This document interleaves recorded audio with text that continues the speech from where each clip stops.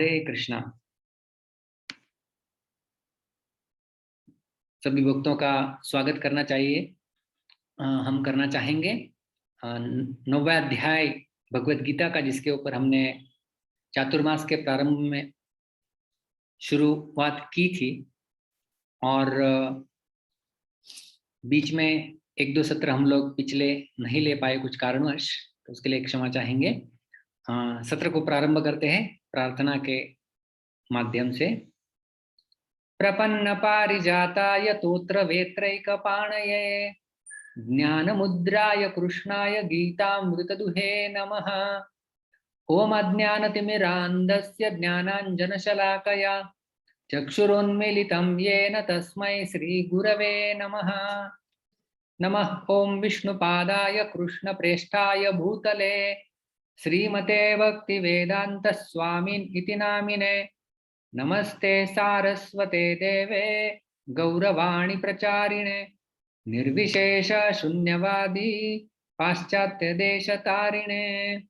जय श्री कृष्ण चैतन्य प्रभो नित्यानंद श्री अद्वैत गदाधर श्रीवास आदि गौर भक्त वृंद। हरे कृष्ण कृष्ण कृष्ण हरे हरे, हरे राम राम राम हरे हरे। तो हमारे पिछले सत्र में हमने 9वें अध्याय के 8वें श्लोक के ऊपर चर्चा की थी। यदि आप हमारे साथ है तो 9वां अध्याय का प्रारंभ हमने किया है। पहले 3 श्लोक में भगवान श्री कृष्ण बताते हैं कि मैं उस ज्ञान को बताऊंगा और उसके विशेषण भी बताते हैं। राजविद्या राजगुह्यम पवित्रमिदमुत्तमं प्रत्यक्षावगमं धर्म्यं सुसुखं कर्तुमव्ययम्। इसका वर्णन किया था भगवान ने। मैं ऐसे ज्ञान को बताऊंगा यज्ञात्वा मोक्ष से अशुभात, सारे प्रकार के अशुभ से आप मुक्त हो जाएंगे। और वो ज्ञान को बताने का प्रारंभ भगवान श्री कृष्ण ने 3रे श्लोक से आगे किया हुआ है। क्षमा करना, 4थे श्लोक से आगे भगवान ज्ञान का वर्णन प्रारंभ करते हैं कि किस प्रकार से उनके अस्तित्व को हम इस संसार में समझ सकते हैं। सारा सृष्टि उनसे ही व्याप्त है और कई सारे उसमें विरोधाभास वो भी हमने देखे। सारी सृष्टि भगवान में है, भगवान सारी सृष्टि में है और नहीं भी है। और अभी प्रकृति, सारे जीवात्माओं का सृजन और प्रलय, इसके बारे में 6, 7, 8 इन श्लोकों में हमने चर्चा की थी। तो 8वें श्लोक में हमने देखा था, प्रकृतिं स्वामवष्टभ्य विसृजामि पुनः पुनः भूतग्राममिमं कृत्स्नम् अवशं प्रकृतेर्वशात्। इमं कृत्स्नम भूतग्रामम, ये सारे जीवों का समुदाय। भूतग्रामम का अर्थ होता है समुदाय, जीवों का समुदाय। कृत्स्नम संपूर्ण, ये सारे जीवात्माओं का समुदाय। एक तो अवशम, अवशम का अर्थ हमने देखा था हेल्पलेसली, कि बिल्कुल उनके नियंत्रण में कुछ नहीं होता है उस प्रकार। और प्रकृते है वशात, प्रकृति के वश में रहते हुए। क्या होता है? स्वाम प्रकृतिम अवष्टभ्य, मैं अपने प्रकृति का आश्रय लेके पुनः पुनः विसृजामि, मैं इनका पुनः पुनः सृजन करता हूं, ऐसा भगवान ने कहा था। तो इसमें इमम कृष्णम भूतग्रामम का हमने देखा था। जहां पर आपको रिवीजन का थप्पा दिखता है वो हमारा पिछले सत्र का रिवीजन ही चल रहा है, ऐसा आप समझ सकते हैं। कृत्स्नम भूतग्रामम, तो इसका संबंध है पिछले श्लोक से, 7वें श्लोक से। कल्पक्षय सर्वभूतानि मामिकाम प्रकृतिम यान्ति। कल्पक्षय मतलब कल्प के अंत में सारे जीवात्माएं प्रकृति के अंदर स्थित हो जाते हैं, ये हमने चर्चा की थी। वही यहाँ पर जो है वो भूतग्रामम नाम से इंगित किया गया है। अवशम का अर्थ हमने देखा था हेल्पलेस, जैसे मेरा अगला जन्म क्या होगा ये हम चयन नहीं कर सकते, दैट इज अवर हेल्पलेसनेस। और हमने देखा था दूसरा मुद्दा, प्रकृते है वशात, मतलब श्रीधर स्वामी जो बताते हैं इसका अनुवाद, प्राचीन कर्म निमित्त तत् स्वभाव बलात्, कि जो हमारे पिछले कर्म है उन कर्मों के आधार पे हम लोग हमारा अगला जन्म आदि तय कर देते हैं। तो वो हमारे कर्मों का बल वो है प्रकृते है वशात। और प्रकृते है वशात के बारे में हमने देखा था कि किस प्रकार से प्रकृति के 3 गुण, उनके वश में जीवात्मा सदैव कार्य करता है। पुरुषः प्रकृतिस्थो हि भुङ्क्ते प्रकृतिजान् गुणान् कारणं गुणसंगोस्य सत् असत् योनि जन्मसु। 13वें अध्याय में भगवान बताते हैं कि सद असद योनि जन्मसु, ये सद योनि और असद योनि, इनमें व्यक्ति का जो जन्म लेने का कारण है वो है गुण संग, कि कौन से गुण का वो संग अधिक करता है, कौन से गुण का विकास करता है, सत्वगुण रजोगुण तमोगुण, और इस प्रकार से उसकी गति जो है वो निश्चित की जाएगी। ऊर्ध्वं गच्छन्ति सत्वस्था मध्ये तिष्ठन्ति राजसाः जगन्य गुण वृत्तिस्था अधो गच्छन्ति तामसाः। 14वें श्लोक में भगवान बताते हैं कि जो सत्वगुण का विकास करते हैं वो ऊर्ध्व दिशा में प्रगति करते हैं, रजोगुण वाले वहीं पे स्थित रहते हैं, और तमोगुण वाले अधोगति को प्राप्त करते हैं। तो इस प्रकार से प्रकृति के वश में इसका अर्थ है कि हमारे कर्मों के अधीन, और उसके साथ साथ प्रकृति के जो 3 गुण हैं उनके उनके द्वारा बंधा हुआ ये जीवात्मा, उसका वर्णन हमने देखा था। और स्वाम प्रकृतिम अवष्टभ्य, मतलब प्रकृति भगवान की एक अलौकिक विलक्षण शक्ति है, जिसको भगवान से भिन्न भी नहीं कह सकते और अभिन्न भी नहीं कह सकते। ऐसी अपनी प्रकृति को स्वीकार करके भगवान सर्ग मतलब सृष्टि के आदि में प्रकृति के परवश हुए जो जीव है उनकी रचना करते हैं। जैसे भगवान कहे कि पुनः पुनः विसृजामि, तो जो विसृजामि शब्द है इसके बारे में श्रीधर स्वामी बताते हैं कि वि अधिक सृजामि, विशेष रूपेण सृजामि, उनका मैं विशेष सृजन करता हूं। तो विशेष का अर्थ क्या है यहाँ पर कि विविध प्रकार के कर्मों वाले जो जीव होते हैं उनकी मैं रचना करता हूँ, क्योंकि हर एक व्यक्ति अलग अलग कर्मों का होगा। किसी के एक्स कर्म होए तो उसको एक्स योनि मिलनी चाहिए, किसी के वाई प्रकार के कर्म है तो उसको वाई प्रकार की योनि मिलनी चाहिए। वो सारा ऐसे कई लाखों प्रकार की योनियां होती है, और उन विविध योनियों के लिए भगवान ने विसृजामि शब्द का प्रयोग किया है। यहाँ यह बात समझने की है कि भगवान उन्हीं जीवों की रचना करते हैं जो व्यष्टि प्रकृति के साथ मैं और मेरा करके प्रकृति के वश में हो गए हैं। जो प्रकृति के परवश न होने से महासर्ग में उन लोगों का जन्म नहीं होगा। और हमने अंतिम यह मुद्दा चर्चा किया था पिछले सत्र में कि भगवान की शरण ग्रहण करने से व्यक्ति प्रकृति के सारे बंधन से मुक्त हो सकता है। दैवी ह्येषा गुणमयी मम माया दुरत्यया मामेव ये प्रपद्यन्ते मायां एतां तरन्ति ते।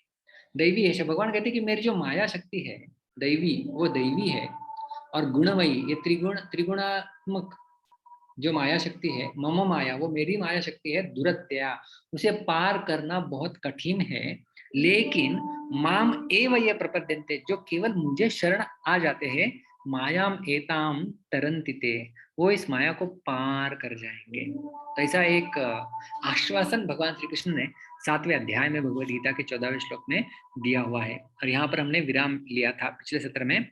तो ये श्लोक तो हो गया हमारा 8वां, जिसमें भगवान श्री कृष्ण की इच्छा और उनकी शक्तियों से इस जगत के सृजन और प्रलय का वर्णन किया है भगवान ने। तो अभी प्रश्न उपस्थित होता है कि भगवान ही यदि सारे जीवों को उत्पन्न करते हैं तो क्या उन्हें भी कर्मों का बंधन लगेगा? क्योंकि ये भी एक प्रकार का कर्म है ना, इन सब की सृष्टि करते हैं, सबको प्रलय कराते हैं, तो ये भी भगवान के द्वारा किया गया एक कर्म है। तो फिर कर्म बंधन तो हर कर्म के लिए बंधन होता है, तो फिर भगवान को भी कर्म बंधन लगना चाहिए। तो भगवान कहते हैं ऐसा नहीं है, और श्लोक बताते हैं अर्जुन को, न च मां तानि कर्माणि निबध्नन्ति धनंजय उदासीनवदासीनम असक्तम तेषु कर्मसु। तो काफी सारे हाथ भी ऊपर आए हुए हैं।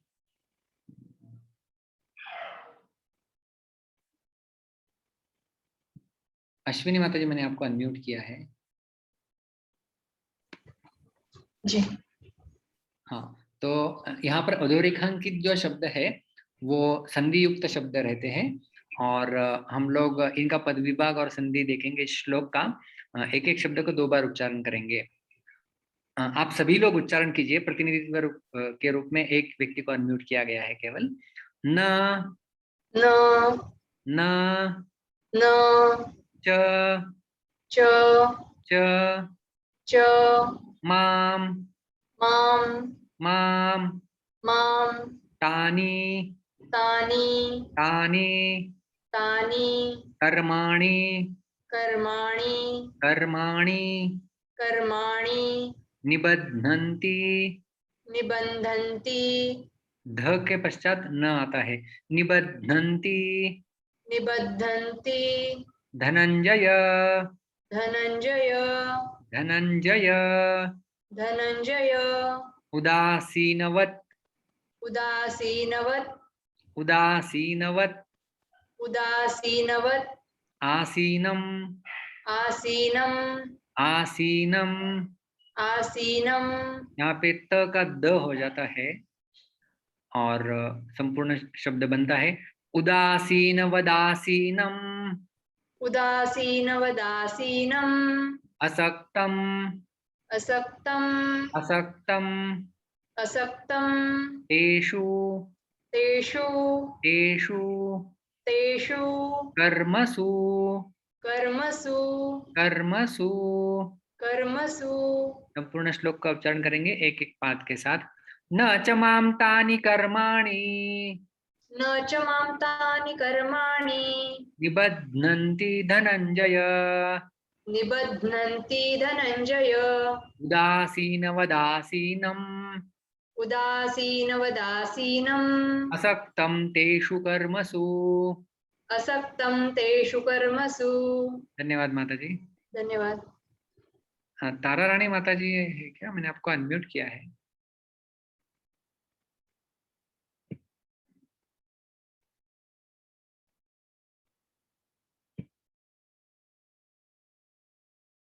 और एक बार श्लोक दोहराएंगे, कौन दोहराना चाहेगा?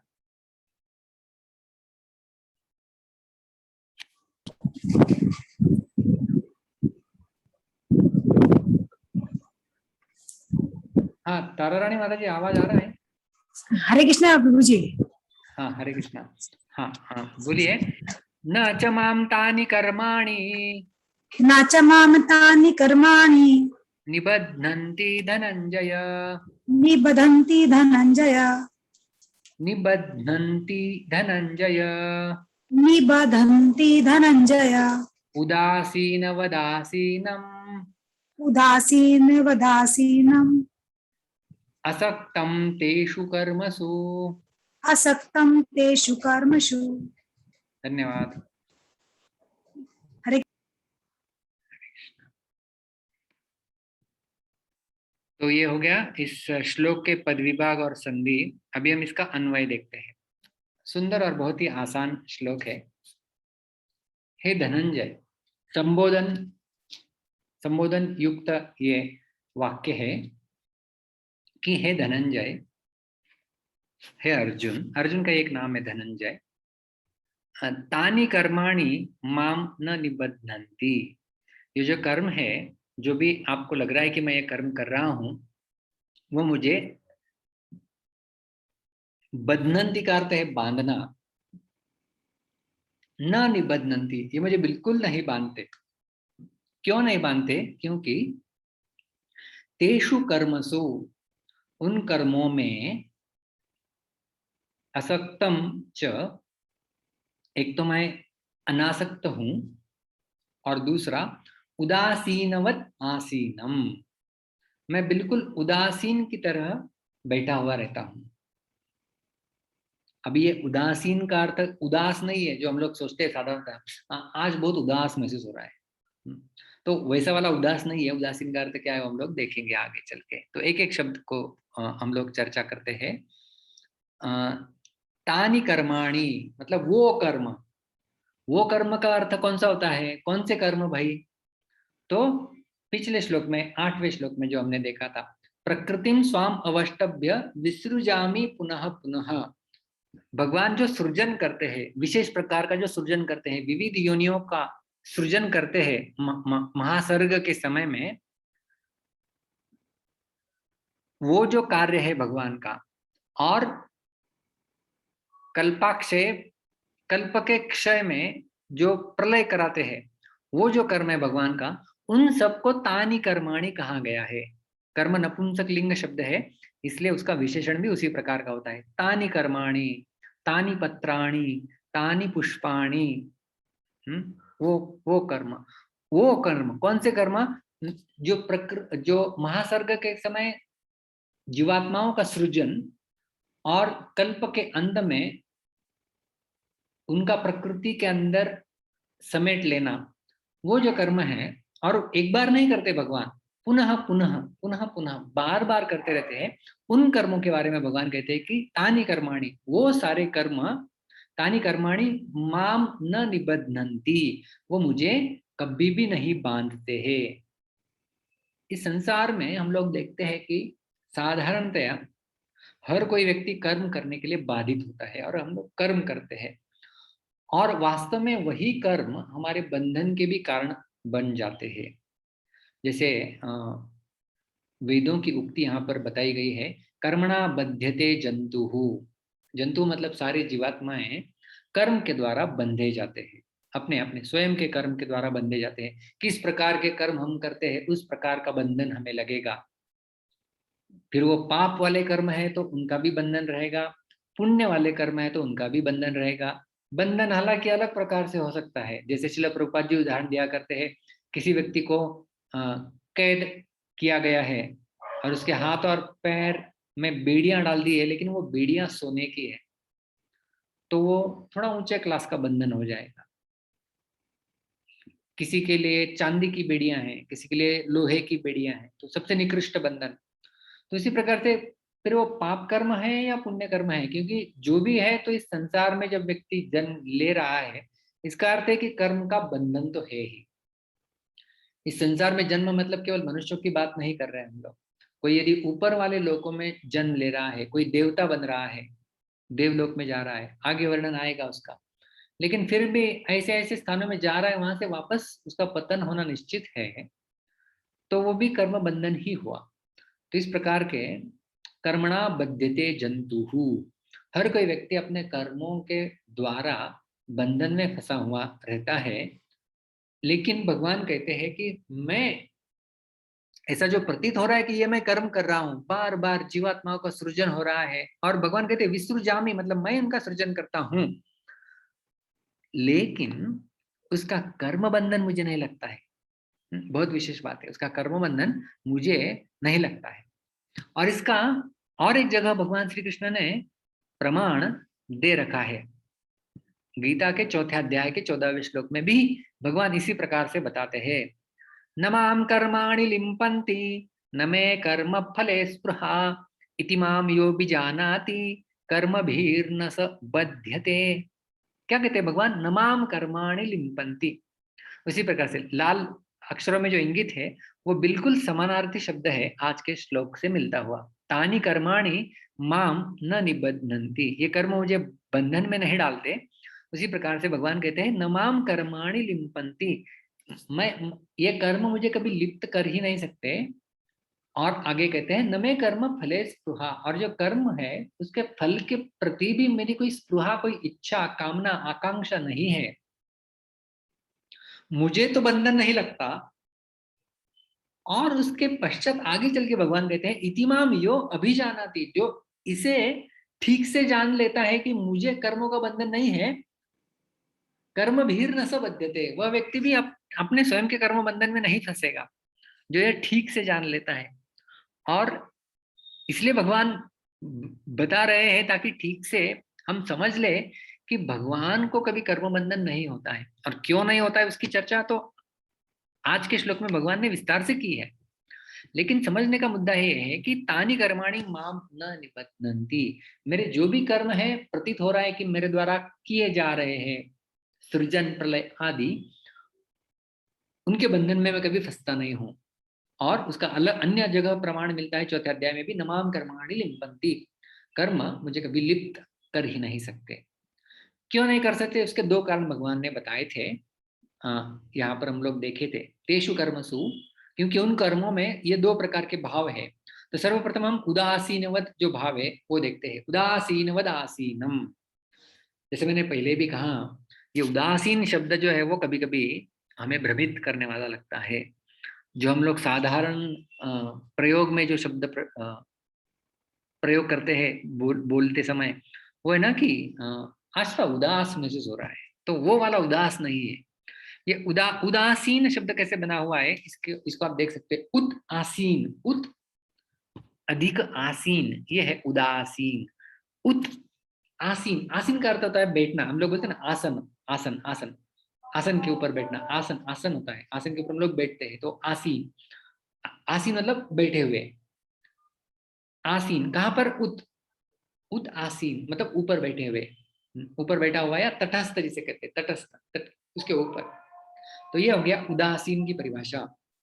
उदासीन, उदासीनवत आसीनम, मैं ऊपर बैठे जैसे, मतलब हमने शायद यदि आप हमारे साथ 12वें अध्याय की जो हमने चर्चा की थी उसमें भी यदि आप रहे होंगे, तो उदासीन एक गुण भी हमने देखा था, भगवान को जो प्रिय है वैष्णव में, तो उसमें भी हमने इसकी चर्चा की थी कि इस प्रकार से तटस्थ, कभी पक्षपात नहीं करना, ये व्यक्ति दोनों के ऊपर बैठा हुआ व्यक्ति, इस प्रकार से।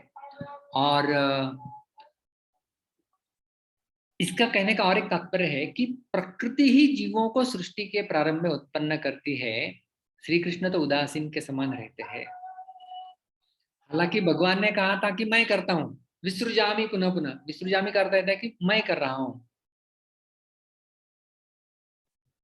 लेकिन यहाँ पर ऐसा कहते हैं कि मैं नहीं कर रहा हूं।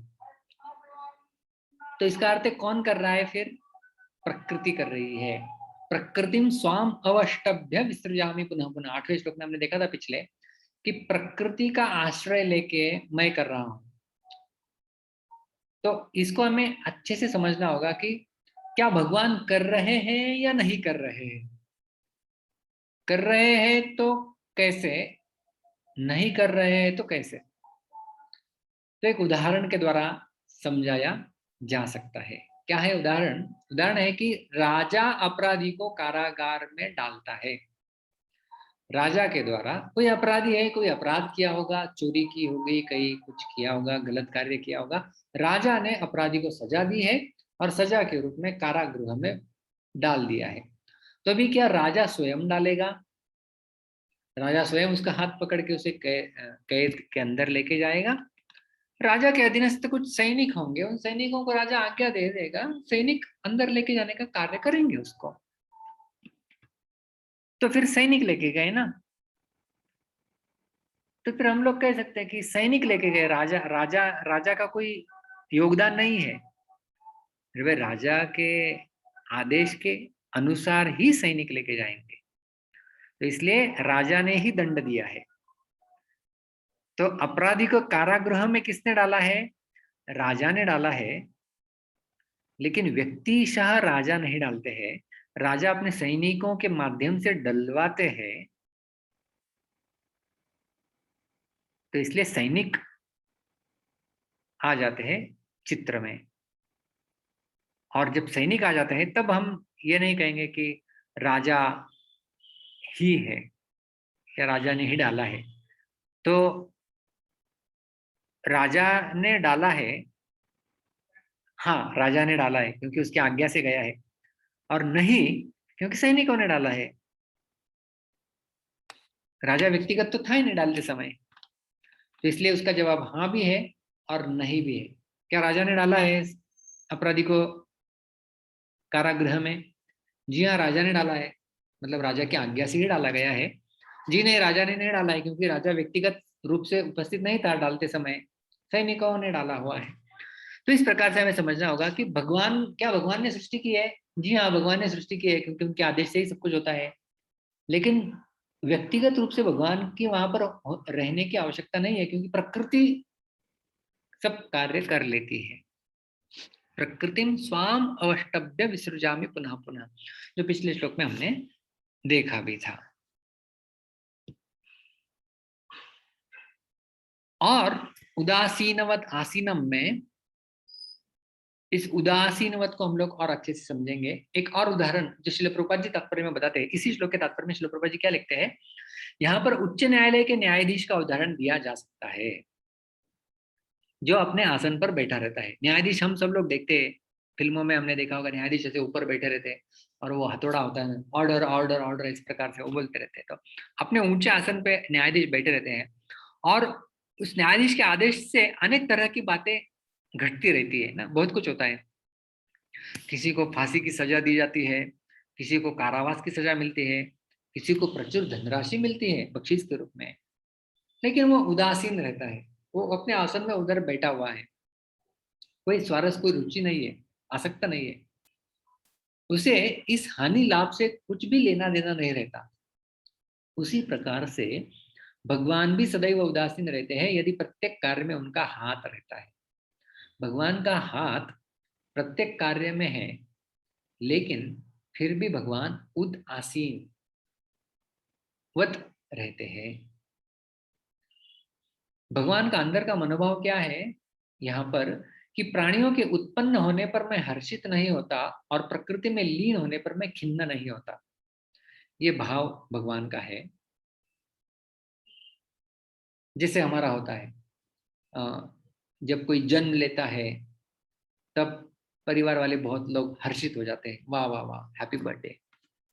और जब कोई व्यक्ति की मृत्यु हो जाती है तो सारे शोक व्यक्त करते हैं, खिन्न हो जाते हैं। तो इसी प्रकार से जब जीवात्माओं की सृष्टि होती है तो भगवान को उसमें हर्ष नहीं है, और जब प्रलय होने में जब वो प्रकृति में लीन हो जाते हैं तब भगवान को कोई खिन्नता भी नहीं है। यह है उदासीन वत आसीनम का भाव। और श्रील प्रभुपाद जी तात्पर्य में बताते हैं, वेदांत सूत्र को प्रमाण देते हुए, वेदांत सूत्र में यह कहा गया है, वैषम्य नैर्घृण्य न, वे इस जगत के द्वंद्वों में स्थित नहीं है। कौन? भगवान। वे इन द्वंद्वों से अतीत है, नहीं इस जगत की सृष्टि तथा प्रलय में उनकी आसक्ति रहती है। सारे जीव अपने पूर्व कर्मों के अनुसार विभिन्न योनियां ग्रहण करते रहते हैं और भगवान इसमें कोई व्यवधान नहीं डालते। तो सारे जीव, जैसा हमने पहले भी देखा, अपने अपने कर्मों के हिसाब से वो चक्र काटते रहते हैं। तो भगवान उसमें कोई व्यवधान नहीं डालते, बल्कि प्रकृति को माध्यम बना के वो जीवात्मा की सहायता करते हैं, उसके अगले अगला अगला अगला प्रवास ठीक हो। इसलिए आपके मन में एक प्रश्न आया होगा शायद, एक है उदासीन और दूसरा है उदासीनवत। भगवान ने अपने आप को उदासीन नहीं कहा है, उदासीनवत। वत ये एक प्रत्यय लगाया जाता है संस्कृत में, मतलब उसके जैसा। उदासीन नहीं हूं, उदासीन जैसा हूं, उदासीनवत। तो उसमें क्या भेद है, क्यों ऐसा प्रयोग करते हैं भगवान? बल्ले विद्याभूषण सुंदर अपने टीका में बताते हैं, उदासीन और उदासीनवत, इसमें ऐसा ऐसा वत शब्द का प्रयोग क्यों किया गया है? उदासीनवत सीधा कह सकते, उदासीन आसीनम, मैं उदासीन की तरह रहता हूँ, मुझे कुछ लेना देना नहीं है। तो उदासीनवत क्यों प्रयोग किया गया है? क्योंकि पूर्ण तटस्थता भगवान को कर्तापन की भावना को मना करती है। भगवान के कहने, इसलिए भगवान कहते हैं कि वह तटस्थ जैसे हैं। यदि हम लोग उदासीन मान लेंगे तो भगवान में कर्तापन बिल्कुल नहीं रहेगा ना।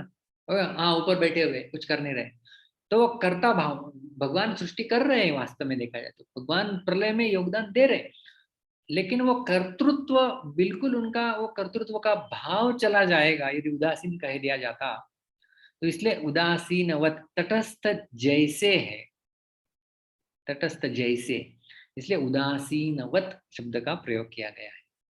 ये अंदर का गहराई का भाव बताया जा रहा है। और दूसरा मुद्दा है असक्तम तेषु कर्मसु, उन कर्मों में। एक तो उदासीनवत भाव है, दूसरा है असक्तम। असक्तम का अर्थ क्या होता है? ये मराठी और हिंदी वाला आसक्त शब्द नहीं है, ये असक्तम संस्कृत शब्द है जिसका अर्थ वास्तव में होता है अनासक्त। असक्तम तेषु कर्मसु, उन सब कर्मों में मैं असक्त हूं। असक्त का अर्थ है विरक्त, अनासक्त। अनासक्त में हम और जोड़ सकते हैं ताकि समझने के लिए और आसानी हो जाएगी हमें।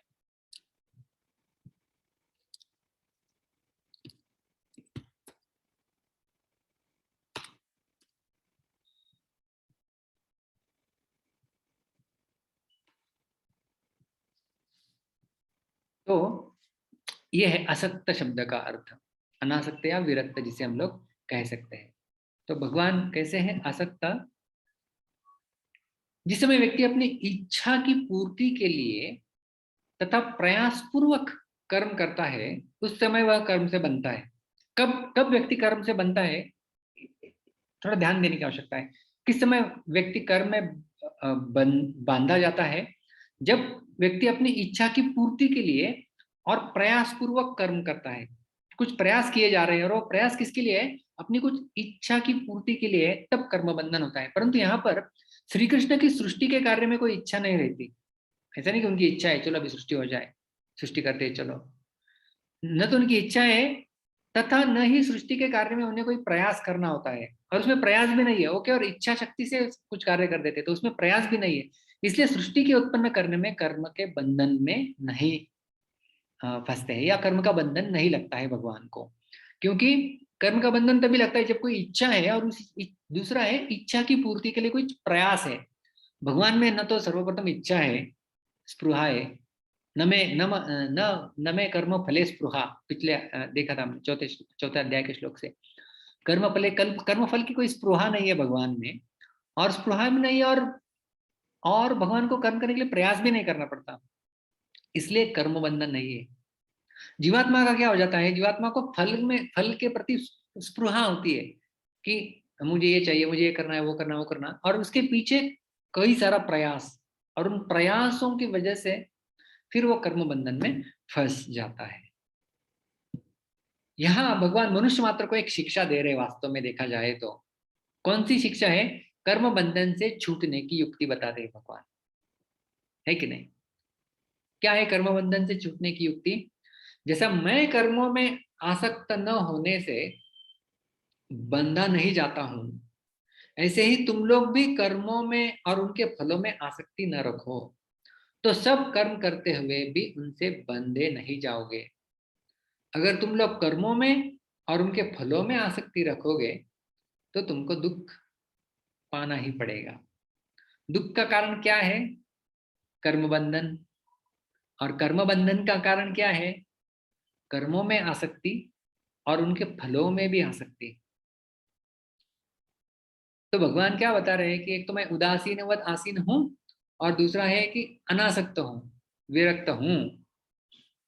इसलिए आप भी वैसा बन सकते हैं, फिर आपको भी कर्म बंधन नहीं लगेगा, और फिर हम लोग बैठेंगे हमारे धाम में। यद गत्वा न निवर्तन्ते तद्धाम परमं मम। उस धाम में चले जाएंगे जहां से वापस लौटना नहीं होगा। तो जन्म मृत्यु के चक्र से बाहर निकालने की एक युक्ति भगवान कृष्ण यहाँ पर प्रदान कर रहे हैं कि कर्म बंधन से कैसे छूटा जा सकता है। कैसे छूटा जा सकता है? हम भी इन दो गुणों को विकास करके, कि उदासीनवद आसीनम, और दूसरा है असक्तम, कि अनासक्त होकर। किस में अनासक्ति? कर्म में भी अनासक्ति और उसके फल में भी अनासक्ति।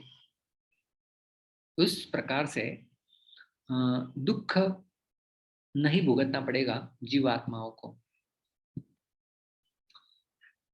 और एक विशेष बात यहाँ पर हम लोग देख सकते हैं, कर्मों का आरंभ होता है और उनका अंत भी होता है ना।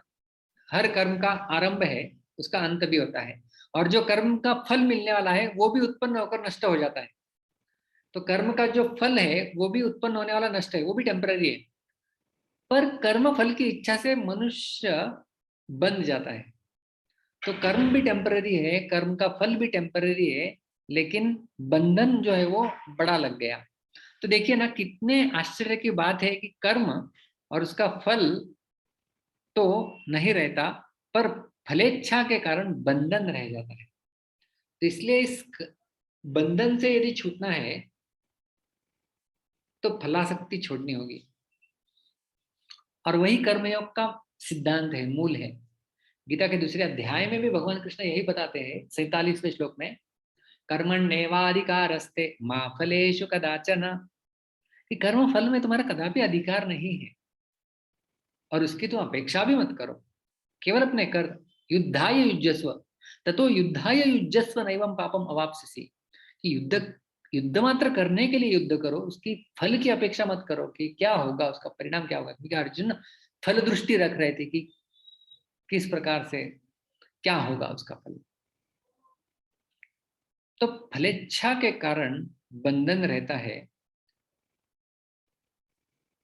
कर्म तो शाश्वत है नहीं, वो भी टेम्पररी है, वो भी क्षणिक है, और जो कर्म से मिलने वाला फल है वो भी टेम्पररी है, लेकिन उसमें जो फलाशक्ति है वो बंधन का कारण है। इसलिए उसकी फलाशक्ति यदि निकाल दी जाए तो वो कर्म नहीं बांध देंगे उस व्यक्ति को। ये एक सीक्रेट इस प्रकार से भगवान खोल रहे हैं सबके सामने।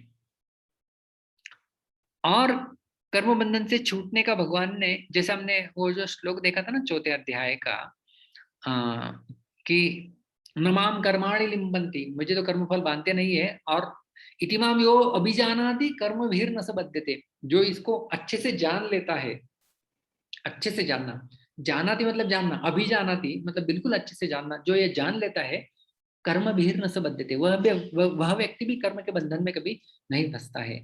और भगवान कृष्ण ने, ये तो चौथे अध्याय का हमने श्लोक देखा था, और एक श्लोक में भगवान कृष्ण इस प्रकार से बताते हैं कि जन्म कर्म च मे दिव्यम एवं यो वेत्ति तत्वतः त्यक्त्वा देहम पुनर्जन्म नैति मामेति सोर्जुन। भगवान कहते कि मेरे जन्म और कर्म जो है वो दिव्य है, यो वेत्ति तत्वतः, जो तत्वतः जानता है, यो अभिजानाति, पिछले श्लोक में हमने देखा था जो अच्छे से जानता है, यहाँ पर भी वही भगवान कह रहे हैं कि यो वेत्ति तत्वतः, जो तत्वपूर्वक जानता है। क्या जानता है? भगवान के जन्म और भगवान का कर्म ये सब कुछ दिव्य है। क्या होगा उसका परिणाम? त्यक्त्वा देहम, वो जब यह देह को त्याग कर देगा, पुनर्जन्म न एति, वो इस वापस भौतिक संसार के जो बंधन का संसार है वहां पर उसको पुनर्जन्म नहीं मिलेगा, लेकिन माम एति, वो मुझे प्राप्त करेगा। हे अर्जुन, वह व्यक्ति मुझे प्राप्त करेगा। और इस श्लोक में भगवान एक विशेष शब्द का प्रयोग कर रहे हैं, वो है धनंजय, है ना।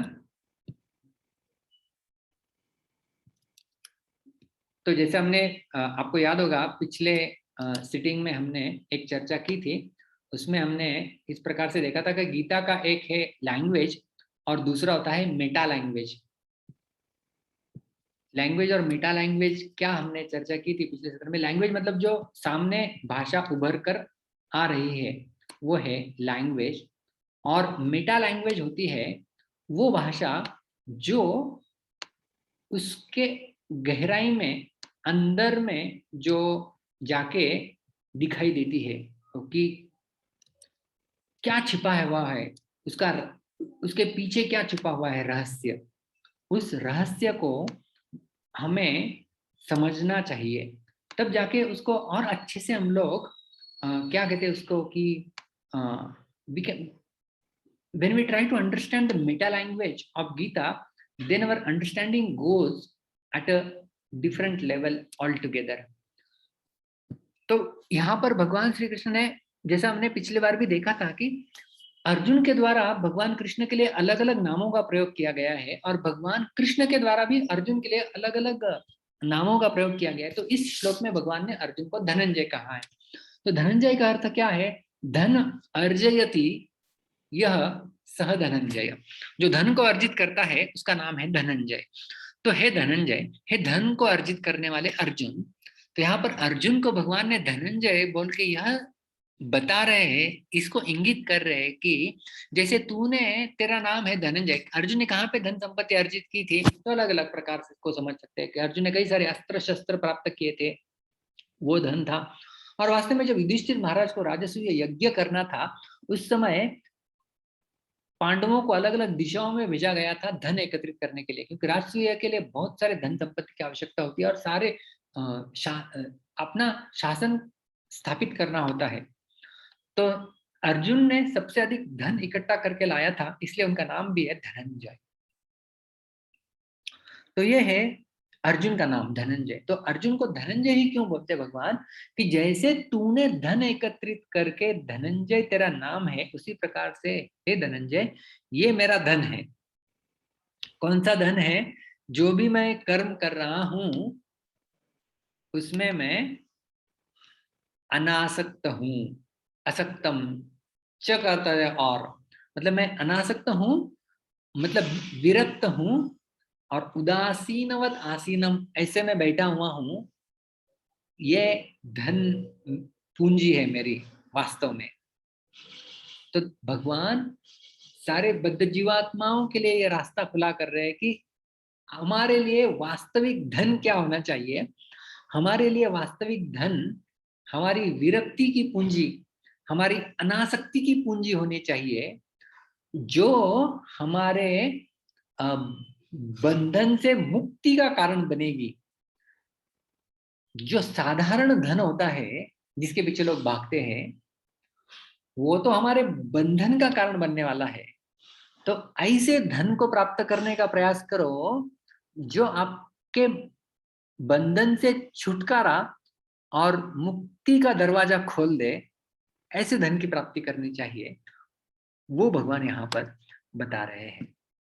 तो सारांश रूप में हमने आज के श्लोक में क्या देखा कि भगवान कहते हैं कि न च मां तानि कर्माणि निबध्नन्ति धनंजय उदासीनवदासीनम असक्तम तेषु कर्मसु। जो 8वां श्लोक था, हमने देखा था प्रकृतिम स्वाम अवष्टभ्य विसृजामि पुनः पुनः भूतग्रामम इमं कृष्णम अवशम प्रकृतेर्वशात्। तो तानि कर्माणि का अर्थ है कि वो कर्म, मतलब जो सृजन करना और जीवात्माओं को जन्म देना, महासर्ग के समय और महाप्रलय के समय उन्हें वापस समेट लेना, ये जो कर्म है, तानि कर्माणि माम न निबध्नन्ति, वो सारे कर्म मुझे कदापि नहीं बांधते हैं। और अलग प्रमाण भी हमने देखा गीता के 4थे अध्याय से कि न माम कर्माणि लिम्पन्ति न मे कर्म फले स्पृहा, कि मुझे इसमें ये जो मेरे कर्म है वो कभी बांध ही नहीं सकते, क्योंकि जन्म कर्म च में दिव्यम, क्योंकि भगवान के कर्म और जन्म है तो सब दिव्य है, वो कैसे बंधन का कारण बन सकते हैं। और हमने देखा कि क्यों क्यों नहीं बंधन का कारण बनते हैं, तो 2 कारण है। क्योंकि तेषु कर्मसु, उन कर्मों में भगवान कहते हैं कि मेरी न तो आसक्ति है, असक्तम च, और मैं उदासीनवद आसीनम, मैं उदासीन जैसा बैठा हूं। उदासीन का हमने अर्थ देखा, उदासीन, उत आसीन, ऊपर बैठे हुए, तटस्थ है, पक्षपाती नहीं है, उस प्रकार से भगवान कर्म कर रहे हैं। और कर्म का बंधन तभी लगता है जब व्यक्ति में कर्म के फल की स्पृहा है और उसके लिए कुछ प्रयास है प्राप्त करने के लिए। तो भगवान में तो न तो ऐसी फल प्राप्ति की स्पृहा है, सृष्टि उत्पन्न करने से भगवान को हर्ष नहीं होता है और प्रलय होने पर भगवान को खेद नहीं होता है। तो न कर्म फल की स्पृहा है और उसके लिए कुछ प्रयास है ही नहीं, क्योंकि भगवान इच्छा से ही, उनकी जो है वो इच्छा शक्ति से ही सृजन हो जाता है, तो उन्हें कुछ कर्मों के लिए प्रयास नहीं करना पड़ता, तो इसलिए कर्मों का बंधन नहीं है। इस प्रकार से वो उदासीनवत आसीनम है और अनासक्त है। और इसके लिए हमने उदाहरण देखा था, जैसे 2 उदाहरण। एक तो राजा का उदाहरण, राजा ने अपराधी को कारागृह में डाल दिया है। तो जी हाँ, डाल दिया है। कैसे डाल दिया है? उनकी आज्ञा से ही तो चला गया है। जी नहीं, उन्होंने नहीं डाला है, क्योंकि व्यक्तिगत रूप से वो वहां पर उपस्थित नहीं थे डालते समय, इसलिए सैनिकों ने डाला है। तो इसी प्रकार से भगवान को कर्म बंधन नहीं लगता, क्योंकि भगवान कर्म कर ही नहीं रहे हैं। तो कौन कर रहा है? प्रकृति कर रही है। और दूसरा उदाहरण हमने देखा था, क्या था हमारा दूसरा उदाहरण? शिल प्रभुपाद जी ने दिया हुआ न्यायाधीश का उदाहरण। न्यायाधीश जैसे उदासीन प्रकार से बैठा हुआ है, उसको कुछ लेना देना नहीं होता है, किसको फांसी की सजा मिल रही है, किसको कारागृह में जाना पड़ रहा है, किसी को धन संपत्ति दी जा रही है, तो उदासीन जैसे न्यायाधीश बैठा हुआ है, उसी प्रकार से भगवान भी जो है इसलिए कर्म के बंधन में नहीं फंसते हैं। जैसे जैसे न्यायाधीश होगा, यदि वो किसी को फांसी की सजा दे दे, तो फिर क्या कर्म बंधन में फंस जाएगा क्या? हत्या का पाप लग जाएगा क्या? तो ये नहीं, वो अपना कर्म कर रहा है उसमें उसमें और विशेष रूप में हमने देखा कि ये है धनंजय शब्द का प्रयोग भगवान क्यों कर रहे हैं, कि धनंजय शब्द का प्रयोग इसलिए कर रहे हैं कि हे अर्जुन, तूने जिस प्रकार से धन को अर्जित किया था, तू प्रसिद्ध हो गया, उसी प्रकार से व्यक्ति की वास्तव में धन या पूंजी क्या है? तो वो विरक्ति की पूंजी है, अनासक्ति की पूंजी है, और उदासीन भाव में कर्म करना, कर्म के फल। और हमने ये देखा कि कर्म भी अशाश्वत है, कर्मों के फल भी अशाश्वत है। तो उन फलों में आसक्ति रहकर बिना कारण, बोलते ना कि फालतू में बंधन में क्यों फंस जाना, क्योंकि कर्म भी टेम्पररी है और कर्मों के फल भी टेम्पररी है। बिना कारण उनमें आसक्ति बंधन का कारण बना लेती है, तो वैसे नहीं करना चाहिए। विरक्ति को अपनी पूंजी बनानी चाहिए। इसलिए है धनंजय, और ये यहाँ पर भगवान शिक्षा दे रहे हैं, और उस बंधन से छुटकारा प्राप्त करने का छोटा सा मार्ग भी भगवान ने दे दिया है। जैसे हमने चौथे अध्याय का वो देखा था, दिव्य कर्म, जन्म कर्म च में दिव्यम एवं यो व्यक्ति, जो तत्वतः ही से जानता है कि हाँ भाई भगवान को कर्म का बंधन नहीं लगता, जब व्यक्ति तत्वतः जान लेता है वो खुद कर्म बंधन में कभी नहीं फंसता। तो यदि हमें भी कर्म बंधन में नहीं फंसना है, तो हमें भी भगवद गीता का अध्ययन ठीक से करना है, समझना है कि जी हाँ भगवान कर्म कर रहे हैं, लेकिन भगवान को कर्म बंधन नहीं है, और हम भी कर्म बंधन से कैसे छूट सकते हैं, इसके बारे में भगवान ने जो उपाय दिया हुआ है उसका हम लोग अवलंबन कितना ध्यान पूर्वक कर रहे हैं। तो जब ऐसा करेंगे तब जो है हम भी कर्म बंधन से मुक्त हो सकते हैं। तो प्रश्न है कि ठीक है, भगवान तो कर्म के बंधन में नहीं अटक रहे, वो तो उन्होंने बता दिया, लेकिन हाँ अच्छा आपने तो ये बताया कि प्रकृति सब कुछ कर रही है। तो प्रश्न है कि क्या प्रकृति खुद ब खुद इंडिपेंडेंटली कार्य कर रही है या कोई और करा रहा है? इस प्रश्न का उत्तर जानना है तो मिलेंगे हम हमारे अगले शुक्रवार के सत्र में। बहुत बहुत धन्यवाद। हरे कृष्णा। किसी का कोई प्रश्न है तो आप हाथ ऊपर कर सकते हैं, हम चर्चा करेंगे।